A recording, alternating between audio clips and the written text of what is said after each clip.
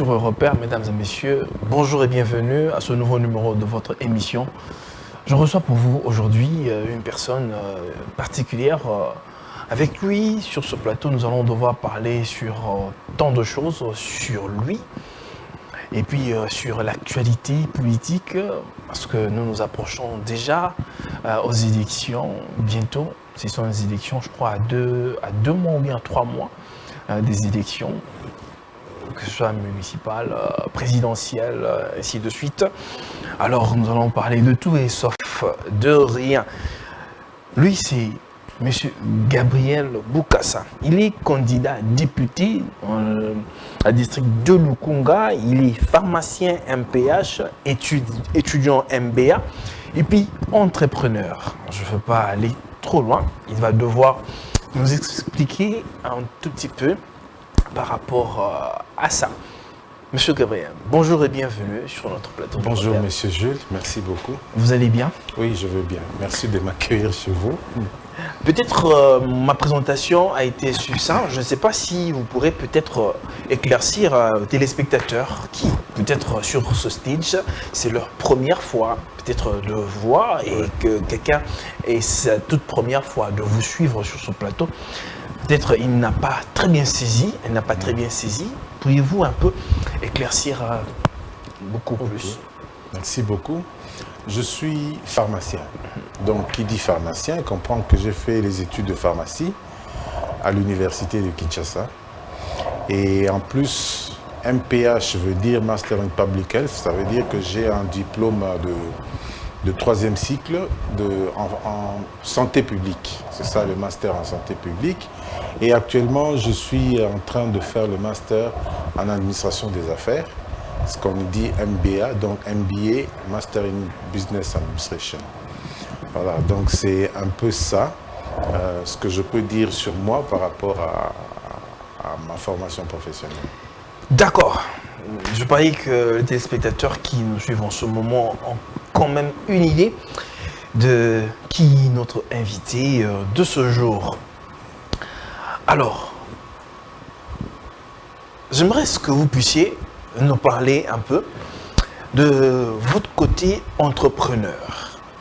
Parce que avant d'entrer dans la personne qui est candidat député donc en politique, alors je voudrais que vous puissiez un peu nous parler de votre côté entrepreneur et aller maintenant en politique. Ok, merci beaucoup. En fait, je vais parler du côté entrepreneur, mais je dois prendre toute ma carrière professionnelle. Très bien.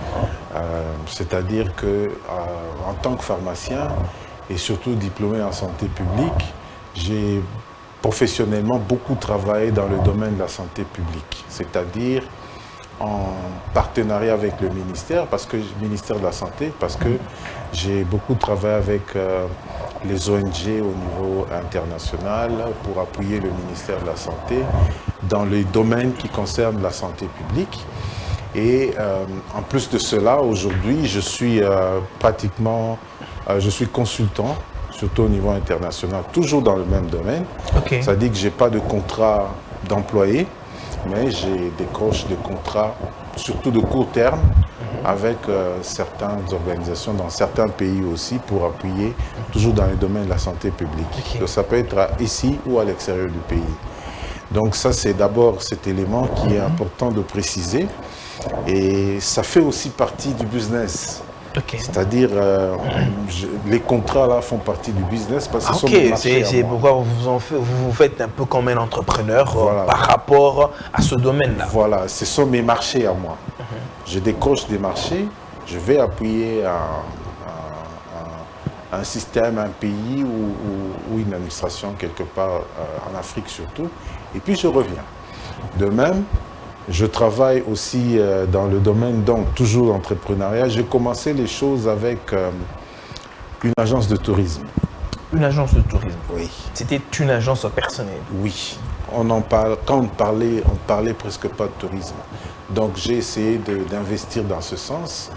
Et donc je faisais un peu plus de promotion de certains sites autour de Kinshasa et du tourisme scolaire. Donc on s'arrangeait avec les écoles pour faire le tourisme au niveau de la ville, mais aussi amener des gens en dehors de la ville. À un moment, vous êtes en train de parler du passé, ça n'existe plus.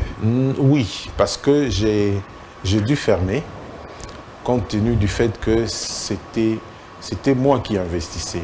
Mais compte tenu de la mauvaise gestion des personnes qui étaient là, j'ai dû décider de fermer. Et ensuite, je me suis lancé dans le domaine des transports. Waouh. Oui. C'est-à-dire, à ce moment-là, c'était un peu plus intéressant. Par rapport aujourd'hui? Oui, par rapport aujourd'hui, des voitures, des véhicules à louer. Oui, c'est-à-dire que ça ne rapporte pas autant que ça rapportait à cette époque-là. Voilà, qu'à ce moment-là, il y a beaucoup de concurrence et puis les prix ont baissé. Et donc ça m'a aussi obligé de pouvoir recalibrer les choses pour pouvoir maintenant me mettre dans l'agriculture. Donc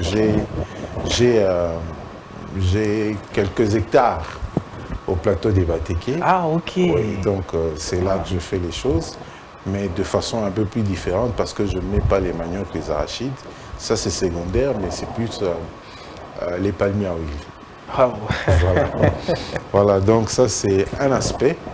L'autre aspect est que on n'entreprend pas pour le plaisir d'entreprendre. Et de deux, il faut toujours reconnaître que l'entrepreneuriat n'est pas facile comme les gens pensent. Donc quand un entrepreneur gagne beaucoup d'argent, il faut le concéder. Parce qu'il a consenti beaucoup d'efforts, même mentalement. Il a besoin d'avoir un autre état d'esprit pour pouvoir tenir. Et donc, il y a toujours un objectif derrière ça. Et ici, moi, mon objectif premier, c'est plutôt la liberté. La liberté. Voilà, il faut être un peu libre.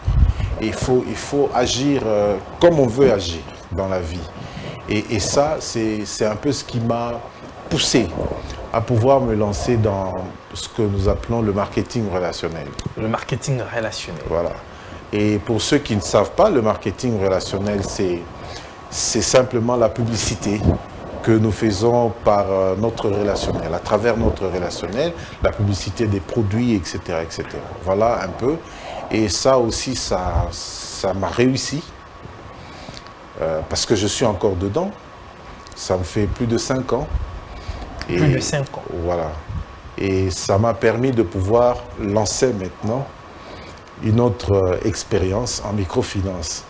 Vous allez vous dire, mais ce monsieur-là, il est pharmacien, mais il est en train de faire des choses qui n'ont rien à voir avec. C'est comme s'il est versatile. Non, pas versatile. C'est juste que j'aime ça. Je fais ce que j'aime, malgré le fait que je suis spécialiste du médicament, mais j'aime le microfinance, j'aime la microfinance plutôt, parce que ça a un aspect social, un aspect de pouvoir apporter le secours à d'autres personnes qui ont besoin d'aide. Très bien. Voilà. Alors, vous avez très bien mentionné que vous êtes dans le marketing relationnel. Moi, je vais carrément peut-être vous devancer et dire que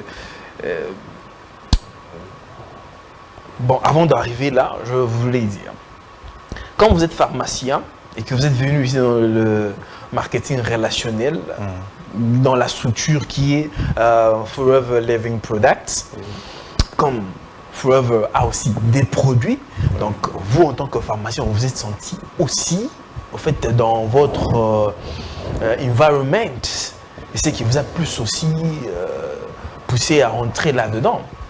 Non, ce n'était pas la première motivation. La première motivation, comme je viens de dire, c'était le fait de gagner de l'argent tout en étant libre. Tout en étant libre. Libre, c'est-à-dire, je n'ai pas d'employé et je ne suis pas non plus un employé. Donc, je n'ai pas de contrat à signer avec un employé ou à signer avec un employeur. Et ensuite, j'exerce sans nécessairement avoir une administration autour de moi. Ça, c'était la première motivation. J'ai découvert les produits. Je me suis rendu compte que les produits ne sont pas loin, parce que lorsqu'on formule, mais un produit, ne sont pas loin des médicaments par le fait que vous avez un complément alimentaire et de l'autre côté, quand vous avez un médicament, la formulation répond pratiquement au même standard. Et peut-être même les principes actifs ne nous sont pas étrangers. Ça, je suis d'accord, je l'accepte. Mais ce n'était pas ça la première motivation. Ce n'était pas ça non plus qui ferait qu'on réussisse. Ce n'est pas le fait de connaître les produits qui fait réussir. Mais lorsqu'on est entrepreneur, c'est l'état d'esprit qui vous fait réussir. À quel moment vous êtes arrivé là, chez Forever? Y a-t-il quelqu'un qui vous a emmené là ou bien vous l'avez découvert de vous-même? Personne ne m'a amené, je peux dire comme ça. J'ai pu utiliser les réseaux sociaux, notamment Facebook. Et pendant que j'ai parcouru, comme on a l'habitude de le faire, le fil d'actualité, je tombe sur une publication d'un parrain qui est ivoirien, qui a bien élaboré ça. Ça vous a frappé? Oui, il a parlé de gagner de l'argent, etc. J'ai dit, bon, il faut aller regarder l'autre façon de faire. Et surtout que c'est quelqu'un qui vient d'ailleurs, je me suis dit, ok, je vais aller voir un peu quelle est cette autre façon de faire les choses qui peut-être peut m'intéresser. C'est comme ça que je suis allé suivre sa conférence. Il y avait une dizaine de personnes, 15 ou 16, une dizaine de personnes. Nous avons suivi la conférence. Je crois qu'avant la fin, je m'étais déjà prononcé. Wow. Oui, parce que quand il a expliqué c'est quoi le marketing relationnel, j'étais avec mon frère à côté, je lui ai dit voilà ce qui m'intéresse. Je crois que ça m'intéresse. Ce modèle-là, c'est-à-dire il y a le modèle économique qui m'a intéressé. Et directement, je me suis dit je prends. Donc les produits, je ne faisais même pas allusion. C'était le modèle économique qui pourrait me permettre de gagner de l'argent. En étant libre. Voilà, en étant libre. Sans avoir, comme j'ai dit, des employés et sans être non plus employé. Donc, je suis vraiment libre. Voilà. Et ça a été facile de vous créer ce réseau-là et puis de gagner de l'argent? Comme je viens de le dire, je vais toujours le souligner, l'état d'esprit compte. L'état d'esprit compte. Oui. Tout entrepreneur, peu importe le domaine, c'est son état d'esprit qui fait de lui un bon entrepreneur. Il est vrai que c'est l'état d'esprit qui compte. Oui, maintenant je vais expliquer les choses. Très bien. Vous me permettez? Oui. Voilà. Vous pouvez rencontrer des obstacles, mais c'est votre mental qui ferait que vous puissiez passer outre. Et créer un réseau, donc une équipe, n'est pas une chose facile. C'est tout simplement parce qu'il s'agit des hommes. Et les hommes ne sont pas des robots. Donc, vous parlez à un homme qui peut vous répondre positivement, qui peut vous répondre négativement, mais aussi, vous pouvez parler à un homme qui, lui, a des problèmes dans sa tête. Et donc, il peut vous répondre même méchamment en fonction de ce qu'il a comme problème dans la tête. Et c'est à ce niveau que je parle de l'état d'esprit. Il faut que vous compreniez que vous êtes en face d'un homme qui peut-être vient de se chamailler avec sa femme, et quand vous l'abordez, il peut vous lancer n'importe quelle phrase et vous encaissez. Et si vous comprenez ce genre de choses, vous allez parler à plus de personnes et vous allez vous rendre compte que il y en aura certainement qui vont dire « Ok, je vous rejoins ». Donc c'est dans ce sens que je me suis mis à vraiment faire des listes. Qui sont mes amis d'enfance? Qui sont mes amis professionnels? Qui sont mes collègues?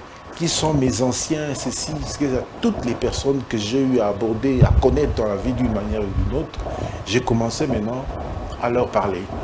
À leur parler, à les intéresser, surtout en rapport avec le modèle économique. Parce que je sais que les cadres ont toujours besoin d'entreprendre.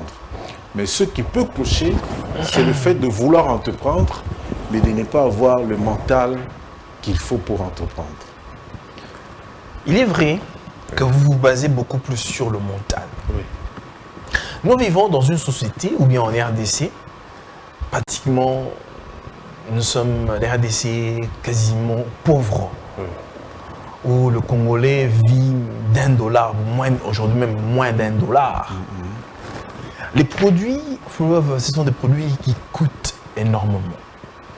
Comment arrivez-vous, ou bien ce sont des produits seulement pour les riches? Et comment faites-vous pour faire passer ces produits-là afin que les gens puissent les consommer? Ok, il ne s'agit pas des produits pour les riches ou pour les pauvres. Il s'agit d'un besoin de santé. C'est-à-dire, vous ne présentez pas les produits, mais vous présentez le besoin pour la santé. Et la santé est toujours une urgence. Vous voulez que je vous donne un exemple? Un homme, à 30 ans, à partir de 30 ans, un homme perd 1% de son taux de testostérone. C'est-à-dire, à 40 ans, il aura perdu 10%. À 50 ans, il aura perdu 20%. Et alors, ne soyez pas surpris qu'à un certain moment, l'homme accuse certaines faiblesses liées aux hommes. L'hypertrophie de la prostate qui accompagne aussi. Pourquoi? Parce qu'il y a baisse de taux de testostérone. Ça, c'est un problème de santé. Et tout homme voudrait voir cette situation se renverser. Alors, si on lui présente un produit qui peut l'aider, un produit naturel, ici, issu des plantes, qui peut l'aider à pouvoir renverser la tendance, je crois que même s'il fait des économies, il va se dire non, je dois m'occuper de ma santé. Voilà, ça c'est un exemple, juste un exemple. Et donc pour dire qu'il y a encore d'autres exemples qui montrent qu'il s'agit ici de présenter plutôt la question de la santé et du bien-être à toute personne. Et moi j'en ai rencontré beaucoup, notamment des femmes, qui vous le trouvez comme ça, elles vous dites non, maman, aza mounene, etc. Aza penza moi c'est atonda, comme on dit à Kinshasa. Mais en réalité, c'est elle qui souffre. Elle respire difficilement, elle marche difficilement. Pourquoi? Parce qu'elle ne se sent pas bien dans sa peau, vu son obésité ou son surpoids. Et grâce à vos produits, quand vous prescrivez ou vous recommandez à la personne, bon, sa santé se... 9 jours après, la personne vient vous dire merci. Parce 9 jours après, elle vous dit, je me sens plus souple. Pas 2 semaines ou bien un mois après, 9 jours après, la personne se sent plus souple. Et elle vous dit, non, non, merci beaucoup. Maintenant, je peux courir, même, je peux faire des efforts. Je me sens vraiment dans ma peau. Voilà. Monsieur Zobé, question de curiosité. Et puis des découvertes. Peut-être là, c'était pour X ou bien une tierce personne. Vous particulièrement. Avez-vous déjà expérimenté, vous aviez quelque chose qui vous tourmentait d'une certaine façon et que vous avez expérimenté par ces produits d'une certaine façon? Dans ma vie, je n'ai pas eu trop de problèmes bizarres de santé. Mais je peux vous dire que le bien-être, c'est tout le monde. J'ai eu à prendre des produits qui m'ont soulagé personnellement. C'est-à-dire, aujourd'hui, vous me voyez comme ça, mais à un moment, j'avais un beaucoup plus gros ventre, etc. Et je peux vous dire déjà que je respirais difficilement. J'avais des problèmes. C'est-à-dire, aujourd'hui, je sais, quand je prends de poids, je le remarque par la respiration. Je commence à respirer difficilement. Mais en utilisant le même programme dont je parle, je me sens plus souple. Je me sens plus léger. Je me sens en forme. Et donc, mon expérience peut aider d'autres personnes à pouvoir se sentir aussi en forme. Évidemment, je peux aller avec d'autres produits, etc., des boissons. Il y a une gamme de plus de 200 produits dont on ne peut pas parler ici. Mais cela fait que le bien-être est pris en compte de la tête aux pieds. De la tête aux pieds. De la tête aux pieds. Wow. C'est surprenant et puis... Non, c'est plutôt impressionnant. Impressionnant.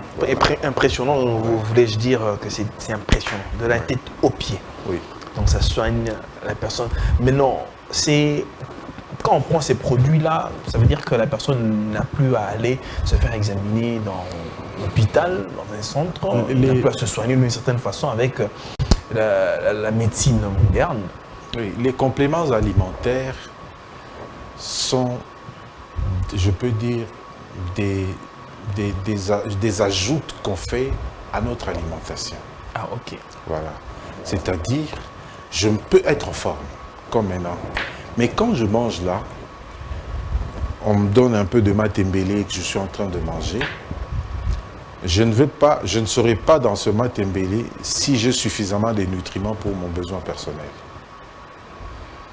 Et il faut prendre maintenant en compte nos habitudes.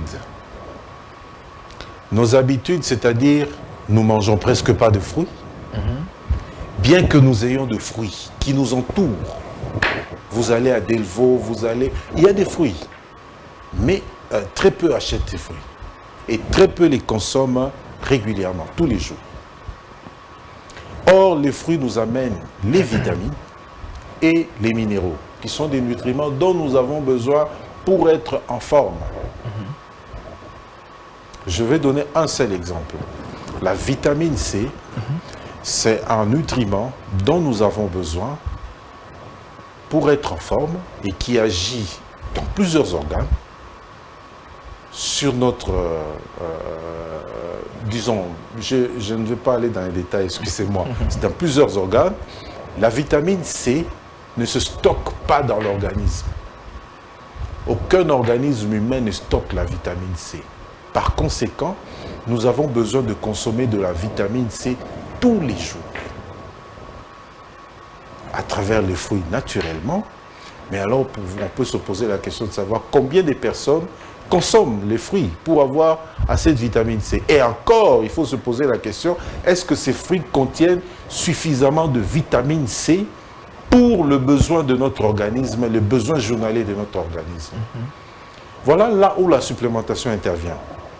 Si je ne consomme pas les fruits pour avoir la vitamine C, je peux prendre un comprimé à sucer qui m'apporte le taux journalier de vitamine C.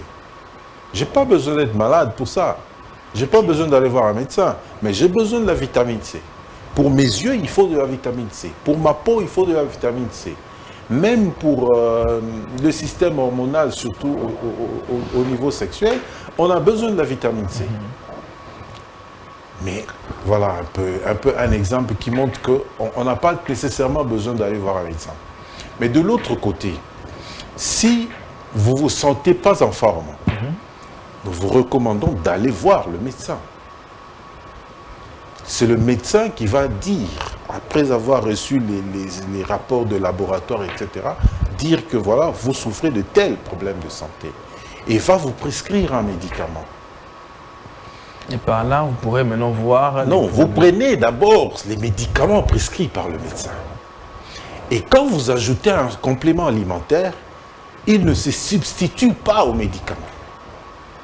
Il vient comme un adjuvant au traitement. Okay. Il vient appuyer le traitement. Parce qu'il vient apporter peut-être ce que le médicament n'apporte pas. Le médicament va cibler un problème, va agir sur ce problème, mais le complément vient apporter peut-être les nutriments dont vous avez besoin pour que l'organe qui a eu des problèmes ne puisse plus tomber dans la même situation. Voilà un peu la différence. Donc, on ne peut pas dire à quelqu'un, prenez seulement ça, n'allez pas voir le médecin.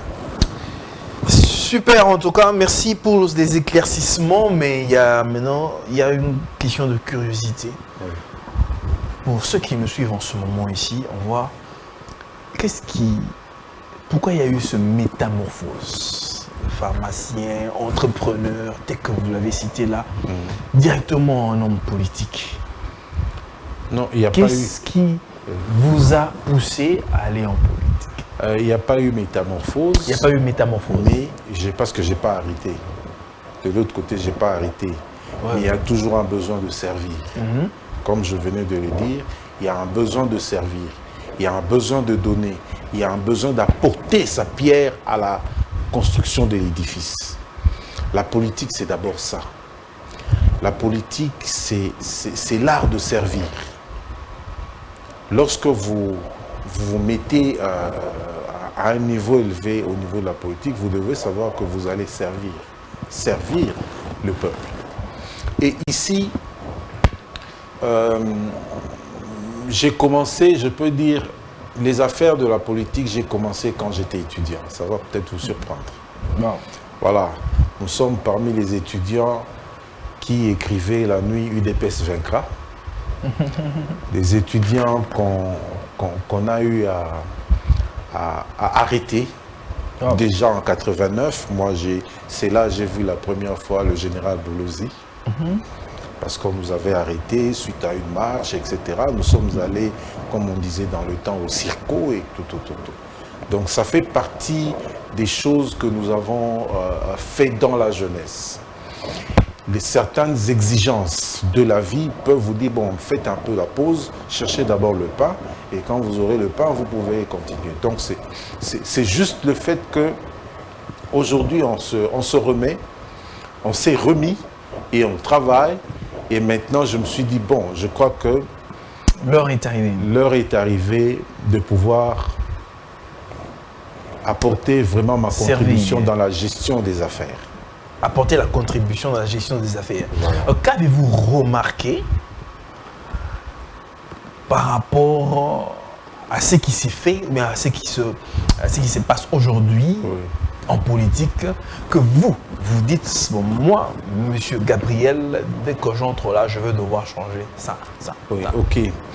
Je suis candidat député. Un député est, premièrement, je peux dire... législateur. Oui, il est législateur, mais il est aussi, comme on dit, un représentant du peuple, évidemment. Et en tant que représentant du peuple, il porte la voix des autres. Et ça, c'est la chose la plus importante.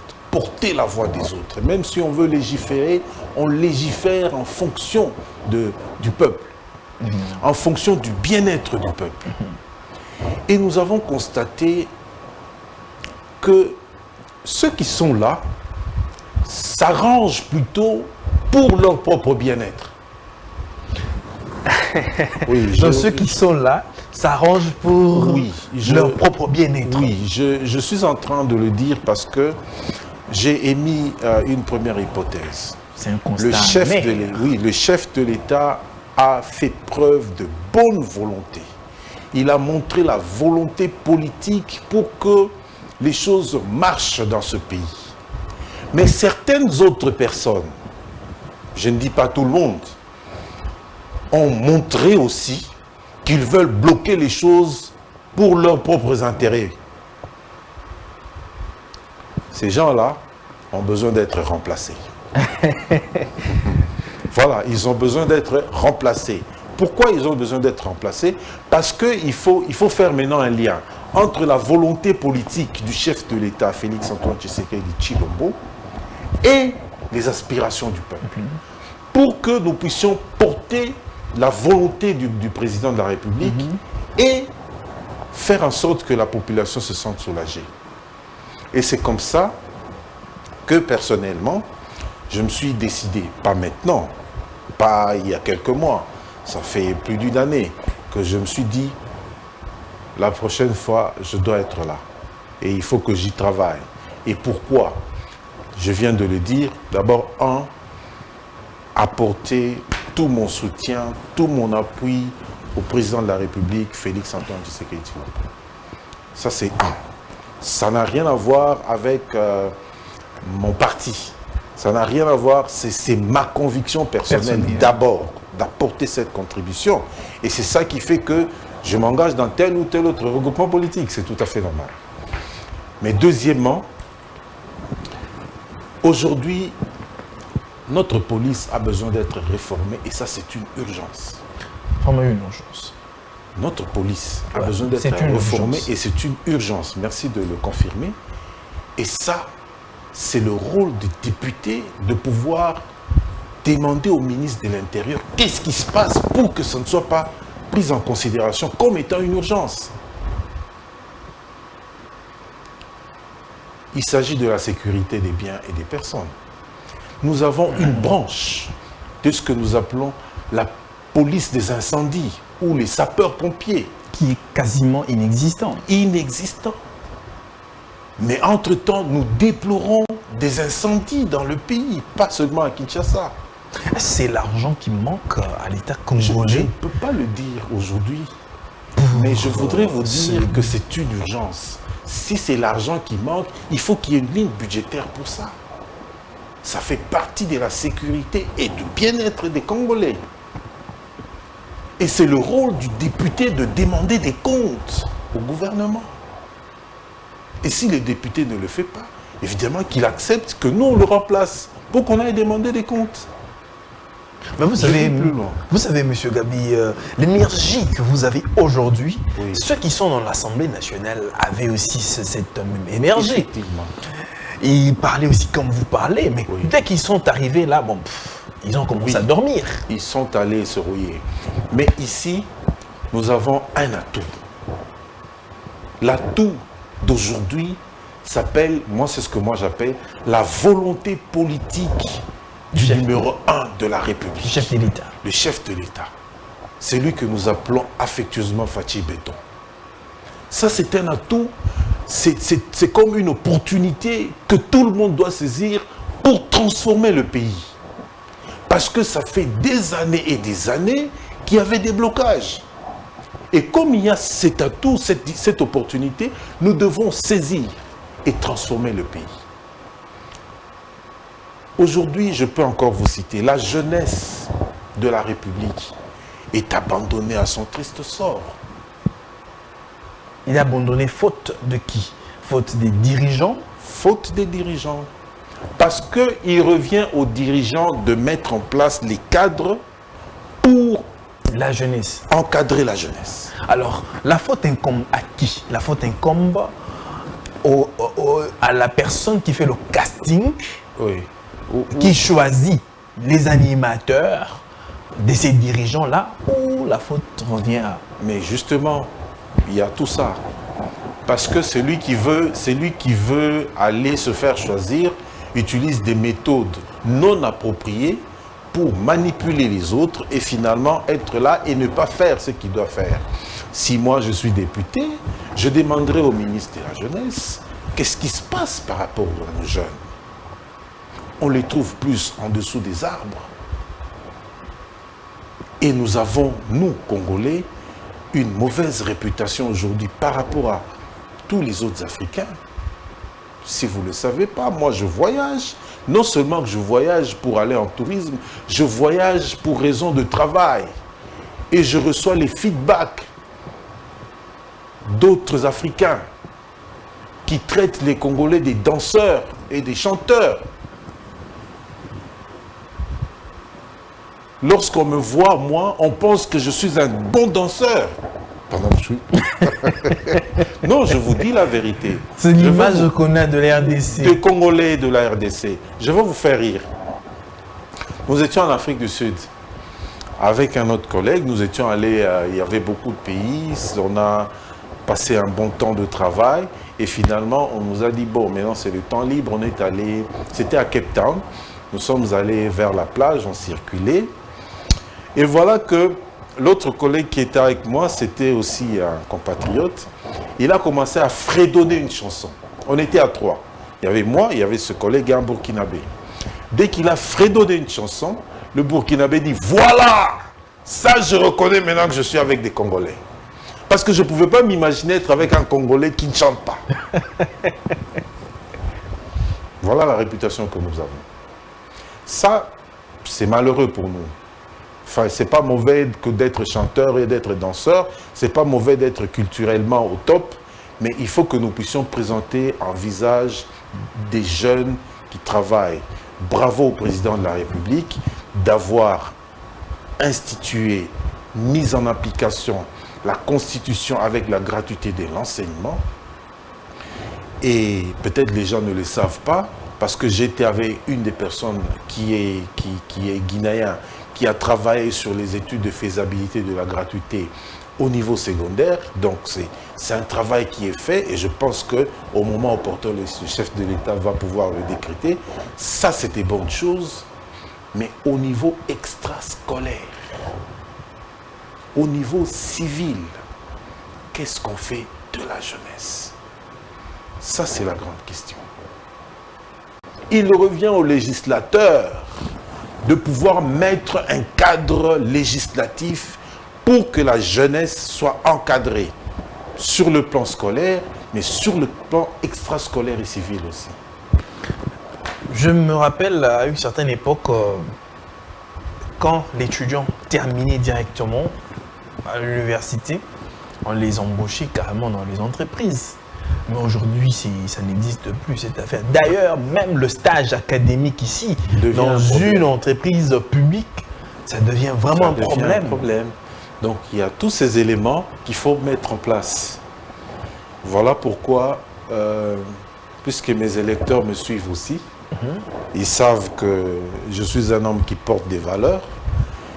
Ceux qui me connaissent, tous ceux qui m'ont connu depuis mon enfance, savent que je suis un monsieur qui porte des valeurs.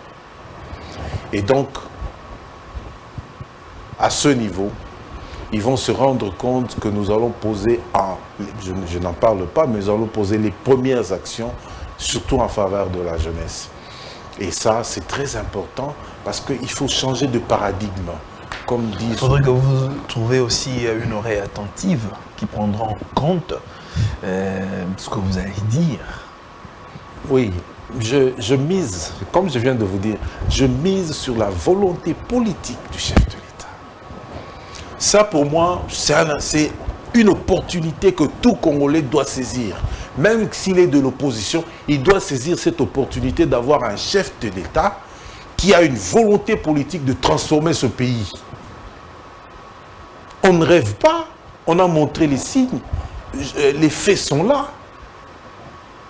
Hein? On pourrait dire que c'est des promesses et des rêves, mais aujourd'hui les faits sont là. Est-ce que si les choses sont en train de, je dirais, tourner un peu rond, ce n'est pas aussi la faute au chef d'être aussi beaucoup plus, moi je dirais, comme quelqu'un dit, il est beaucoup chrétien, il est trop chrétien, il est un peu trop large et qu'il ne sévit pas, ce qui fait que les gens, bon, ils se disent que c'est une bonne personne, il est assez bon, on peut faire ce qu'on veut. Moi, de mon point de vue, je me suis plutôt rendu compte que le chef de l'État fait confiance aux gens. Je l'ai vécu avec Monseigneur Chibangu. Monseigneur Chibangu Chichiku, c'est une des, paix à son âme, c'était une des personnes excellentes, mais c'est quelqu'un qui savait faire confiance aux gens, donner la responsabilité et faire confiance. Vous êtes venu chez moi, vous avez dit que vous avez cette expertise. Je vous donne la responsabilité. La suite, c'est que je dois vous faire confiance. Pour que vous puissiez vraiment faire sortir tout ce que vous avez comme potentialité et mettre à disposition de ceux à quoi vous êtes appelés pour que vous puissiez changer les choses. Mais si vous ne le faites pas, c'est là où nous disons que certaines personnes n'arrivent pas à le faire.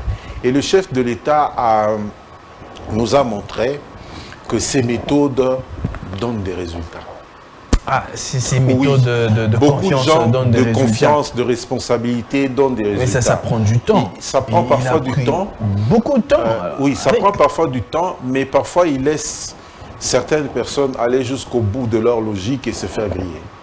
Ah, il laisse les gens aller jusqu'au bout de leur et se rendre compte que non, je suis ridicule. Mais voilà, pendant tout ce temps-là, le petit peuple est en train de croupir dans la souffrance, dans la misère. Oui. Mais pendant que le chef de l'État est en train de... Bon, j'observe. Voilà, c'est ce qu'on appelle un style de leadership. Il y a plusieurs styles de leadership. C'est ce que j'ai appris aussi avec mes études. Il y a plusieurs styles de leadership. Et donc, je ne peux pas condamner un style ou un autre. Chacun a une personnalité et a sa façon de voir les choses et peut adopter un style de leadership. Peut-être parce que vous êtes dans le camp, vous ne saurez peut-être pas voir les méfaits de ce style de leadership. Non. Si vous étiez en dehors du camp, à ce moment-là, peut-être vous verrez... Non, monsieur, je suis dans la population. Ah, vous êtes dans la population. Je fais partie du peuple congolais. Donc, je vis avec les autres. Je comprends ce que vous dites. Mais je vous dis que c'est un problème, c'est pas un problème, c'est l'adoption du style de leadership liées à la personnalité de chacun. Si vous me donnez une autre occasion, je peux vous étaler les différentes personnalités et la façon de faire des choses. Moi je suis d'une école qui est liée à ma personnalité. Il y a des gens qui agissent tout de suite, peut-être même sans réfléchir, peut-être même sans avoir, il suffit qu'il ait la formation directement, il agit. Il y a d'autres qui laissent le temps pour voir si la personne va changer. Et si la personne ne change pas, à un moment, la personne est prise dans son propre piège. Et nous ne pouvons pas condamner l'une ou l'autre façon de faire parce que c'est lié à la personnalité. Mais aujourd'hui, moi au début, je disais, mais pourquoi on n'a pas agi par rapport à ça? Pourquoi on n'a pas agi par rapport à ça? Mais quand les actions commençaient à tomber, on s'est rendu compte que tout a été nettoyé. Tout a été nettoyé. Très bien. Monsieur Gabi, nous allons essayer un peu de changer le chapitre. Nous allons prendre la sécurité. Nous sommes carrément à terme de l'année 2023. Au début du mandat du président Félix Tshisekedi, il avait dit « Je me sentirai dans ma peau » et que j'ai réussi ce mandat, mon bilan sera vraiment positif si et seulement si j'arrivais à mettre terme aux hostilités dans la partie est de la République démocratique du Congo. Voilà, nous sommes déjà à 3 mois, 2 mois carrément à la fin de l'année 2023. Mais jusque-là, l'Est n'est pas encore pacifié. Oui. Pouvons-nous vraiment dire que le bilan du chef de l'État est positif? Pouvons-nous nous en réjouir? Je commence par saluer la bravoure, parce que vous me donnez l'occasion, des Wazalendo, que nous soutenons tous. Toute la population, tout le Congo soutient les Wazalendo aujourd'hui. Je salue leur bravoure et je les félicite d'avoir libéré tout le Massissi. Ça, c'est important. Je commence par là. Ok. C'est déjà un pas. Il faut, de l'autre côté, considérer le fait que le conflit à l'Est avait des ramifications que les Congolais ne voyaient pas. Le conflit à l'Est n'était pas ce que nous on pensait. C'était une guerre endogène.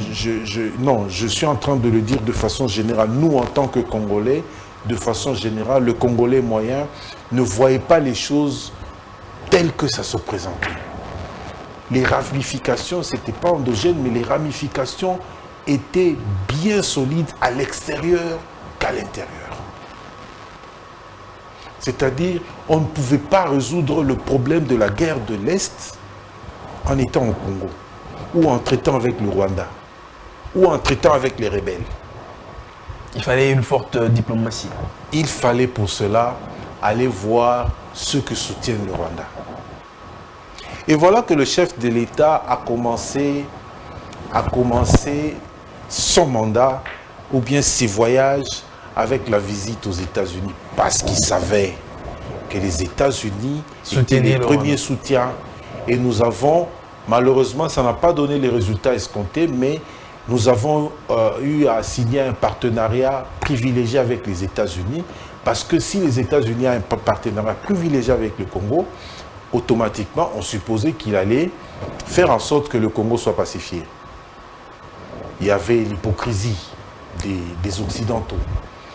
Mais une diplomatie que moi j'appelle intelligente du chef de l'État a fait que, après plusieurs années, finalement, on arrive à des premiers résultats sur le plan extérieur.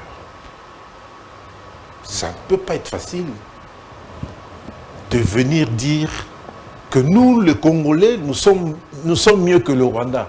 Pendant que le Blanc reçoit ce dont il a besoin par le Rwanda. Il fallait qu'on le convainque autrement. Il fallait qu'on le prouve autrement. Et le chef de l'État a usé de toute son intelligence, de toute sa diplomatie pour arriver à faire voir aux Blancs, c'est-à-dire aux Occidentaux qui soutiennent le Rwanda, qu'ils sont en train de commettre une erreur.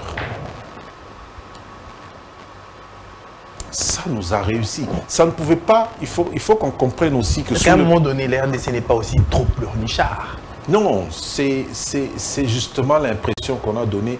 Le chef de l'État n'a pas fait... On est d'ailleurs même la risée de tout le monde. Bien sûr, à cause de tout ça et à cause de ce que j'ai dit, les Congolais préfèrent aller danser, chanter que de s'occuper de leur pays. Je veux vous l'expliquer en disant que le président de la République n'était pas allé pleurer dehors.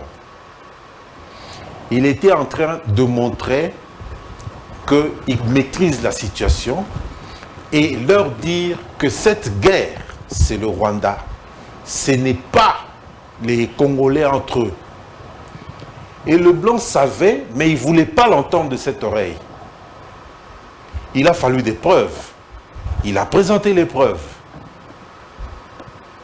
Et on a fait la sourde oreille, mais il a continué à montrer à tout le monde.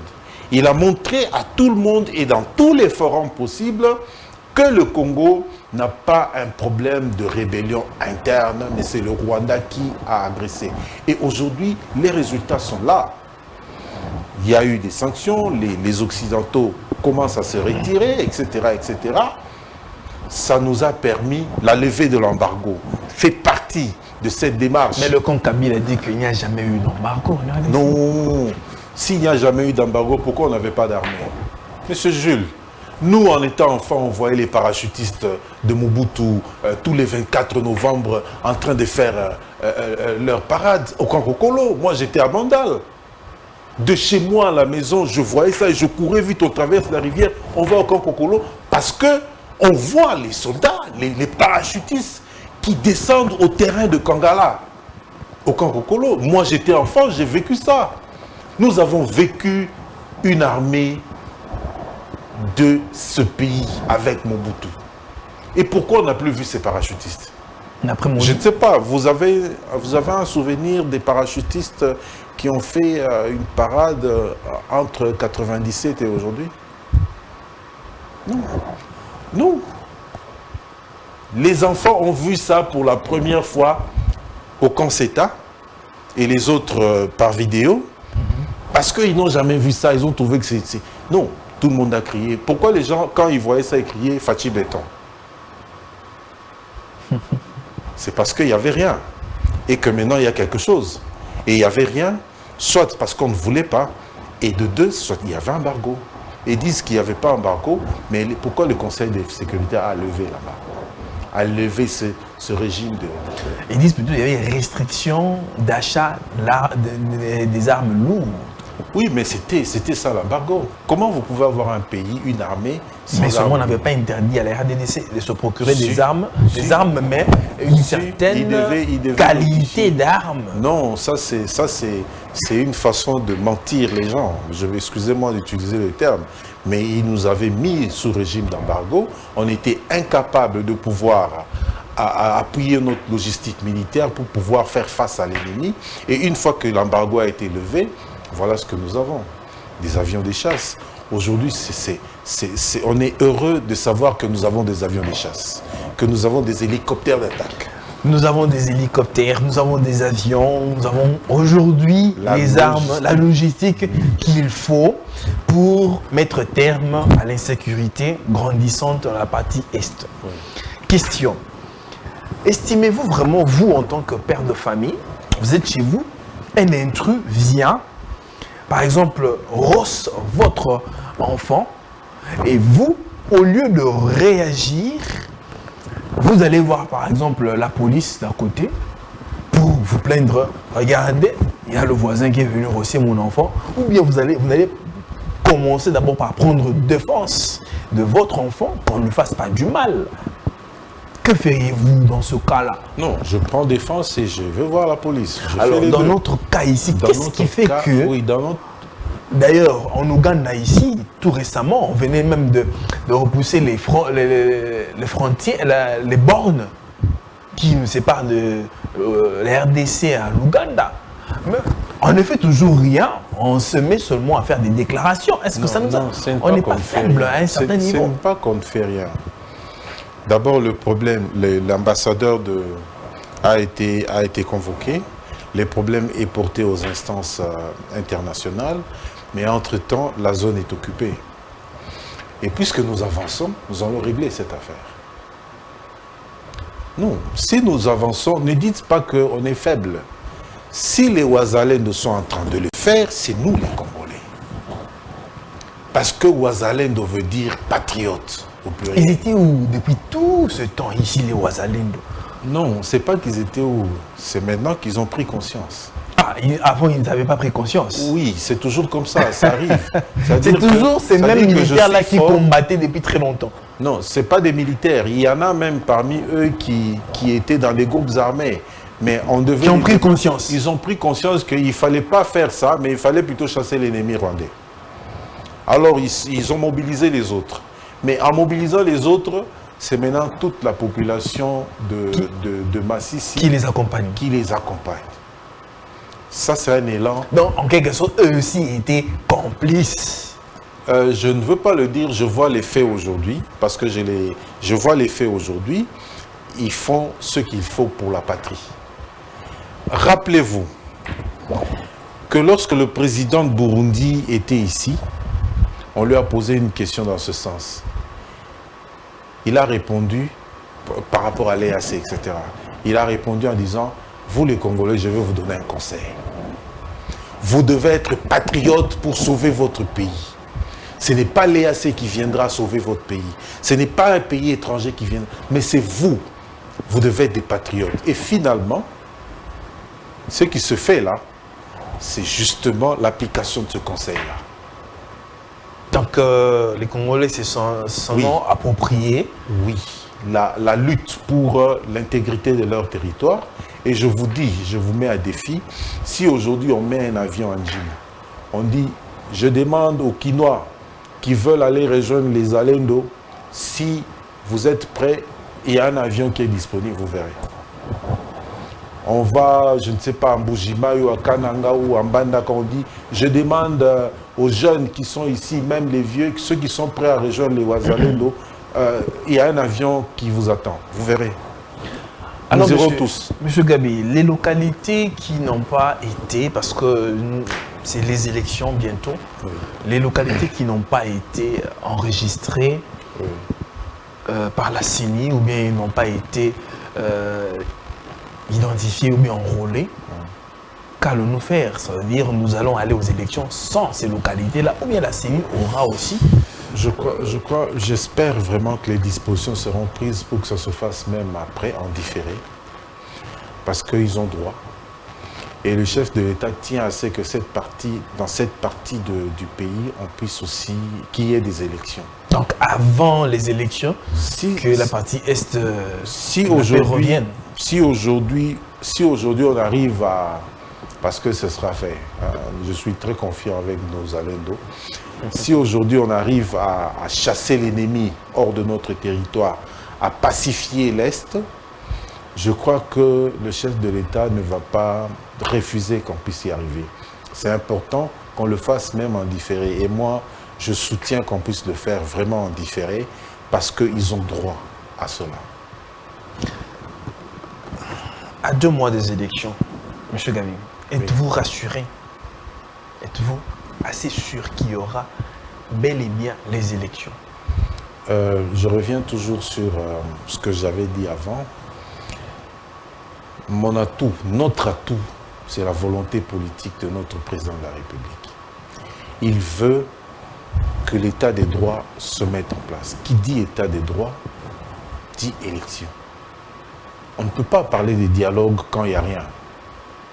Parce qu'il y a des personnes qui attendent, pour eux, il n'y aura pas élection. Oui, qu'ils attendent, qui continuent à attendre. Ils attendent qu'il y ait un dialogue.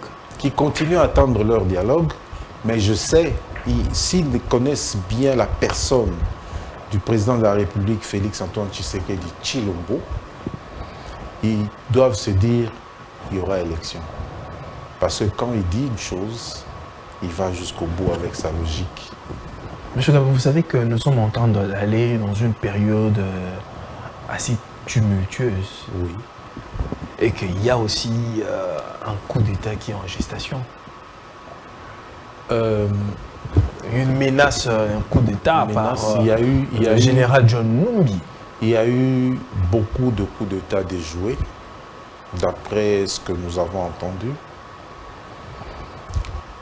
il y a eu des audios qui ont circulé récemment, faisant état des gens qui attendaient d'abattre l'avion du chef de l'État, etc. Il me semble que, excusez-moi, il me semble que ça a été déjoué. Mais la déclaration de John Numbi sort de l'ordinaire. Pourquoi? Parce que les gens qui préparent un coup d'État ne parlent pas. Ils ne parlent pas, ils gardent secret leur plan et ils vont l'exécuter au moment voulu. Mais il a dit que le président joue avec du feu. Quand vous arrivez à une situation où vous vous mettez devant l'écran pour parler, ça veut dire que vous êtes désespéré. Et que vous voulez parler pour espérer que là-dedans, quelqu'un va vous entendre et il va prendre les choses en main. Mais en réalité, vous trouvez que vous n'avez plus de solution. Parce que c'est lui qui a une solution. Que ce soit une rébellion ou un coup d'État, ne parle pas. Il prépare son plan et le met en exécution. Qui est derrière John Numbi? Je ne saurais pas le dire si je n'ai pas les éléments en ma présence. Mais je pense qu'il ne l'a pas dit de lui-même. Certainement, il y a des gens qui l'appuient. Peut-être il y a aussi des Congolais. Les Congolais, oui. Il y a toujours... on n'a pas encore fini de nettoyer notre mentalité parce qu'il y a toujours des Congolais qui sont traîtres, des Congolais qui sont prêts à vendre leur pays. Il y a peut-être même que c'est le Rwanda qui est derrière lui parce qu'il semble qu'on l'ait repéré vers Bunagana à un moment, etc. Aujourd'hui, on dit que Nanga est réfugié au Rwanda. Vous comprenez qui est en train de préparer tout ça. C'est juste pour dire que à ce niveau-là, si quelqu'un commence à parler, c'est qu'il est désespéré et il commence à dire « Est-ce qu'il y a quelqu'un dans la salle pour pouvoir agir aussi ?» Parce que moi, ici, je me sens un peu dans une situation inconfortable. Si vraiment il devait le faire, il allait passer à l'action. Est-ce que le président Félix n'est pas la créature créée? Créature créée, j'ai pas bien compris. Eh bien, le monstre créé, comme le dit John Numbi. Parce qu'aujourd'hui, il y a Corneille Nangaa qui revient sur l'affaire de l'accord. John Numbi en parle. Est-ce que... Parce qu'on dit que, comme on dit en lingala, Maïlinga n'a pas battu. Non, moi je les comprends. Ils ont tout à fait... En 2018. Non, c'est simple. Vous avez un accord. Mettez-les sur les réseaux sociaux. Mettez-les sur les réseaux sociaux, tout le monde va lire. C'est tellement simple. Moi, j'ai fait partie des gens qui ont travaillé, peut-être de façon anonyme, pour faire élire le président Félix. D'abord, en 2011, le président Étienne. J'avais les résultats des votes de la partie que je gérais pour le président Étienne Tshisekedi, paix à son âme. J'avais vu les résultats. J'étais confiant. Mais on a publié autre chose. J'avais vu aussi les résultats en 2018. Pour la partie que j'ai gérée, je ne peux pas prétendre avoir vu les résultats de tous les pays. Mais aujourd'hui, le président de la République, Félix Antoine Tshisekedi Tshilombo, s'est mis devant la presse internationale pour dire celui qui sait qu'il y a un accord, qu'ils viennent me la porter sur la table. Mais ça valait vraiment la peine qu'ils réagissent. Non, il devait réagir. Il n'a jamais réagi. Oui, il n'a jamais parce réagi. Parce qu'on lui a posé la question. Il devait le dire ouvertement aussi. Voilà. Ça l'intriguait un tout petit peu. Non, c'est pas que ça l'intriguait, mais à un moment, il faut toujours avoir le droit de la parole. C'est plutôt les autres qui se sentent mal à l'aise, qui ont commencé à dire depuis des années qu'il y a un accord, mais qui n'arrivent pas à prouver, qui n'arrivent pas à mettre sur la table. Le président de la République a cité Némi Mouilania. Il a cité Raymond Tshibanda. Mais pourquoi c'est d'autres personnes qui parlent à la place de Némi Mouilania et de Raymond Tshibanda? Puisqu'il les a cités, ils ont aussi droit à la parole. Ils peuvent réagir pour dire, voilà, il a mal parlé, etc., etc. Récemment, le secrétaire général de l'IDPS a relaté les choses. J'ai suivi, je n'étais pas là, mais j'ai suivi. Il a relaté les choses pour montrer ce qui s'était réellement passé. Mais s'il trouve que c'est faux, venez relater votre histoire. Et nous avons la capacité d'analyser pour pouvoir dire voilà celui qui dit vrai et voilà celui qui ne dit pas vrai. Ça finira toujours, même après, Par ce savoir. par se savoir si réellement il y avait accord ou pas. Oui, je vais vous dire une chose. Monsieur Adolphe Mouzito, au début du mandat du président Félix, quand ils étaient encore la Mouka, nous avons vu une vidéo de lui. Je crois que ils étaient encore la Mouka avant même les élections 2018. Il avait dit une chose que les Congolais doivent retenir. Il a dit, nous avons pensé que le président Félix devait être là. C'est vrai parce que l'UDP a une assise nationale, mais il a dit que le président Félix est un honnête homme. Qu'il était Un homme honnête. ok. Ça, c'est Adolphe Mouzito. Nous devons capitaliser cela. C'est un témoignage qu'on donne de lui. Et pourquoi on ne va pas croire à M. Adolphe Mouzito, qui est aujourd'hui opposant, et qui donne un témoignage comme celui-là? Voilà. Monsieur Gabi, nous allons finir par cette question. Nous avons 24 candidats. 24 candidats présidents de la République. Oui. Est-ce que vous n'avez peut-être pas peur de perdre ces élections? Pas du tout. Parce que vous avez, il y a des têtes. Oui. Nous avons Denis Sanga, nous avons Moïse Katou, nous avons Martin Fayot, nous avons Le professeur Noël Tchani. le professeur Noël Tchani, nous avons, et il y a, que vous venez d'Adolphe Mouzito, Oui, oui. des grandes têtes de la République. Nous Ouais. avons Matata Pognon. Oui. Et vous ne craignez peut-être pas de perdre les Non, élections? nous ne pouvons pas craindre. Nous ne Pourquoi? pouvons pas craindre. La première chose est que de tous ces candidats, celui qui a fait preuve de bonne volonté par rapport à la population s'appelle Félix Antoine Tshisekedi Tshilombo. La volonté elle-même ne suffit pas. Non, la volonté volonté veut doit dire être quoi? Il a mis, accompagnée non, des bien sûr, actions. il a mis en place des actions. Quand je parle de volonté, c'est-à-dire qu'on a vu les preuves sur terrain. Matata était Premier ministre. Les gens parlent de Bokanga Lonzo, c'est bien. Mais Matata n'était pas que Premier ministre. Matata était directeur de BSECO. Du moment où tout l'argent de la Banque mondiale de PEMUR passait par lui. Les gens ne se posent pas de questions sur la gestion à ce moment-là. Ensuite, Matata a été ministre des Finances. Il n'a pas voulu lâcher le poste de ministre des Finances, même quand il était Premier ministre. Ça sont des choses qui montrent qu'il y a quelque chose, il y a un problème. La personne ne veut pas nommer un autre ministre de Finances. Il veut gérer les finances tout en étant Premier ministre. C'est un problème. Dans le contrôle, les gestionnaires vont vous dire, dans le contrôle interne, on voit déjà que c'est un problème. Qui va contrôler le ministre de Finances si le Premier ministre est ministre de Finances? N'allez pas, ne me parlez pas de Bokanga Lonzo et des autres. Regardons la gestion du gouvernement. Je suis Premier ministre. Moi-même, je suis ministre de Finances. Donc, c'est moi qui ordonne les dépenses. Qui va contrôler le ministre de Finances? C'est un problème de gestion.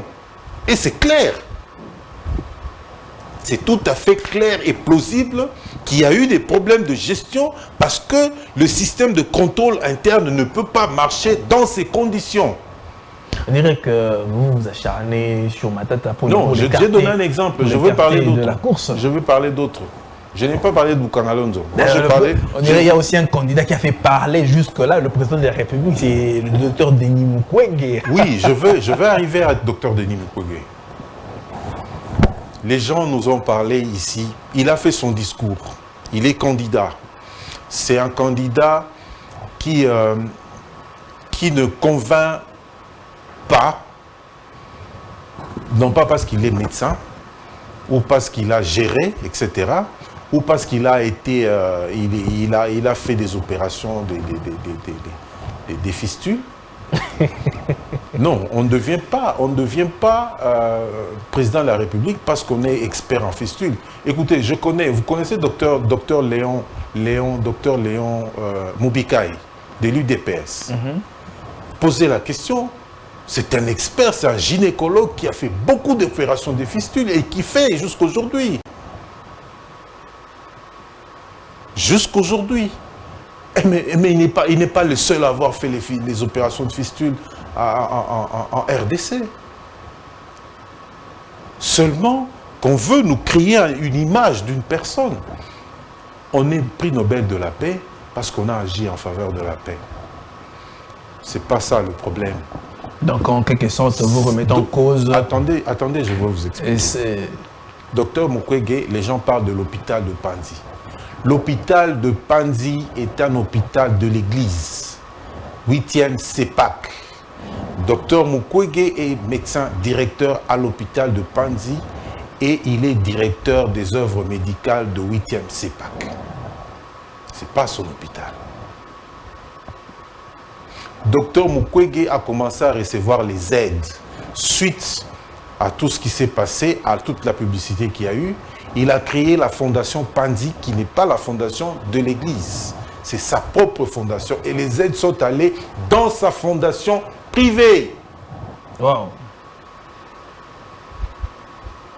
Il y a une différence entre la fondation Panzi de Dr Mukwege, qui reçoit les aides, et l'hôpital Panzi, qui est l'hôpital de l'église 8e CEPAC, où il est médecin directeur. Il faut faire la part des choses. Allez à l'hôpital Panzi aujourd'hui, regardez l'aspect seulement extérieur. Et vous venez, vous êtes journaliste, vous viendrez pour faire les commentaires. Nous allons faire une descente. De la gestion de l'hôpital. Nous allons faire une descente sur terrain pour aller inspecter un peu, parce que les choses se disent un peu de partout, des déclarations, bon voilà. Oui, excusez-moi. J'ai la chance d'avoir circulé dans tout le pays. Et quand je dis dans tout le pays, ce n'est pas seulement dans les grandes villes, même dans les coins les plus difficiles d'accès.